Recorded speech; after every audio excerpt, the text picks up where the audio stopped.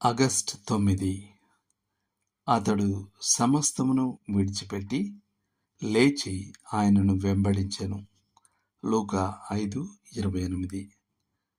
లేవి త్రోవ ప్రక్కన ఒక బల్ల వద్ద కూర్చొని అటుగా వెళ్ళే వారి నుండి పన్నులు వసూలు చేస్తున్నట్లు ఊహించుకోండి. అతను సాధారణ పన్నుల వసూలుదారుడైతే అతను అసహ్యించుకుంటున్న రోమన్ ప్రభుత్వానికి అప్పగించకుండా గణనీయమైన మొత్తాలను తన జేబులో వేసుకుని ఉంటాడు. ఈ ప్రత్యేక రోజున యేసు అటుగా వెళ్ళి నన్ను వెంబడించు అని చెప్పాడు. లేవి జీవితంలో ఒక గొప్ప ఆధ్యాత్మిక మేల్కొలుపు జరిగింది. తన పాపాలు బయటపడటం చూశాడు. తన జీవితంలోని శూన్యతను గ్రహించాడు. మంచి విషయాల వాగ్దానం విన్నాడు. అతని ప్రతిస్పందన తక్షణమే. అతడు సమస్తమును విడిచిపెట్టి లేచి ఆయనను వెంబడించెను. అలా చేయడం ద్వారా అతను యామీ కార్మైకెల్ యొక్క ఈ లోతైన పంక్తులను ఊహించాడు.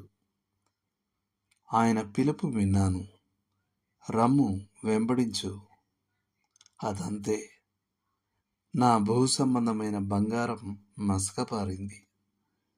నా ఆత్మ ఆయన వెంట వెళ్ళింది.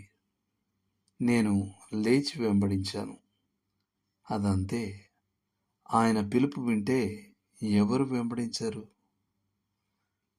కానీ లేవి లేదా మత్తయి అని బాగా పిలువబడే అతను ఆ దినమున క్రీస్తు పిలుపును స్వీకరించినప్పుడు తాను పొందబోయే మహా ఆశీర్వాదాలను ఊహించలేకపోయాడు.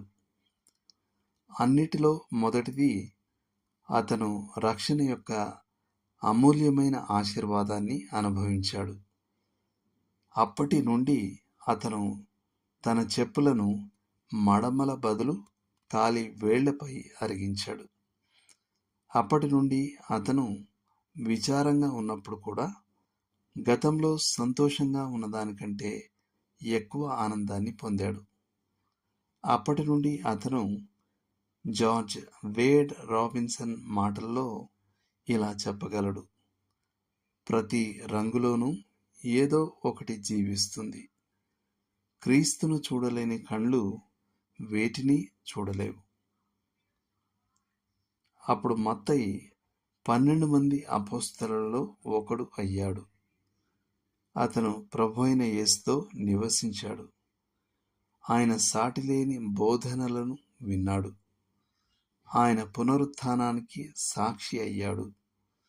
అద్భుతమైన సందేశంతో ముందుకు సాగాడు.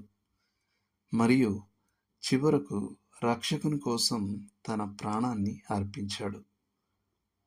మొదటి సువార్తను రాసే అసాధారణమైన ఆధిక్యత మత్తయికి ఇవ్వబడింది. అతను అన్నిటినీ విడిచిపెట్టాడని మేము చెప్తాం. కానీ ప్రభువు అతని కలమును ఉంచుకోవడానికి అనుమతించాడు. ఆ కలమే ప్రభువైన యేసును యూదుల నిజమైన రాజుగా చిత్రీకరించడానికి ఉపయోగించబడింది. అవును, మత్తయి అన్నిటినీ విడిచిపెట్టాడు. కానీ అలా చేయడం ద్వారా అతను అన్నిటినీ పొందాడు. తన ఉనికికి నిజమైన కారణాన్ని కనుగొన్నాడు. ఒక విధంగా క్రీస్తు పిలుపు ప్రతి పురుషునికి, స్త్రీకి, బాలునికి మరియు బాలికకు వస్తుంది. మనం ప్రతిస్పందించవచ్చు లేదా తిరస్కరించవచ్చు. మనం ప్రతిస్పందిస్తే ఆయన మనలను ఊహించలేనంతగా ఆశీర్వదిస్తాడు. మనం తిరస్కరిస్తే ఆయన తనను వెంబడించడానికి ఇతరులను కనుగొంటాడు. కానీ మనం వెంబడించడానికి ఇంతకంటే మంచి క్రీస్తును ఎప్పుడూ కనుగొనలేం. దేవుడు మిమ్మును దీవించునుగాక.